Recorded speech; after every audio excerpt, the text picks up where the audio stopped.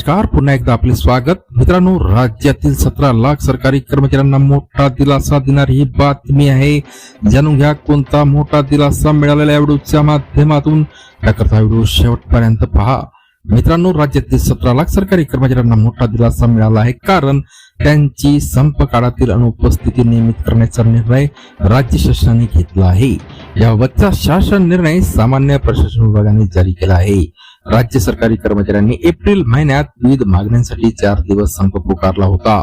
राज्य सरकारी कर्मचारी मध्यवर्ती संघटना, महाराष्ट्र बृहन्मुंबई राज्य सरकारी कर्मचारी संघटना व राज्य सरकारी गट ड चतुर्थ श्रेणी कर्मचारी मध्यवर्ती महासंघ यांनी राज्य सरकारी कर्मचाऱ्यांच्या विविध प्रलंबित मागण्यासंदर्भात 21 एप्रिल ते 24 एप्रिल 2026 दरम्यानच्या कालावधीत संप पुकारला होता.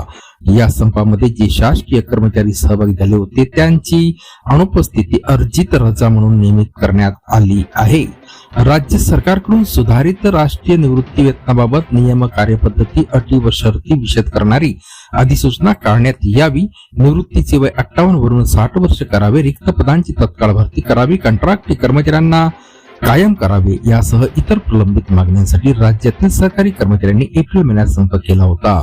राज्य कर्मचाऱ्यांची प्रलंबित मागण्यांबाबत 21 एप्रिल 2026 रोजी राज्यव्यापी बेमुदत संप आंदोलनासंदर्भात शासनाने नोटीस दिली होती. सदर संपात कर्मचाऱ्यांनी सहभागी होऊ नये असे आवाहन शासन परिपत्रकाद्वारे करण्यात आले होते. तरी या संपामध्ये काही अधिकारी कर्मचारी सहभागी झालेले होते. दरम्यान मुख्य सचिवांच्या अध्यक्षतेखाली 22 एप्रिल रोजी झालेल्या बैठकीत आवश्यक तो सकारात्मक निर्णय घेण्याचे आश्वासन देण्यात आले. त्यानंतर 24 एप्रिल रोजी संप मागे घेण्यात आला. या संपात सहभागी झालेले जे शासकीय कर्मचारी कार्यालयात अनुपस्थित होते त्यांची अनुपस्थिती नियमित करण्याची शासनाच्या विचाराधीन होती. त्यानुसार सरकारने पुढील कार्यवाही केली आहे.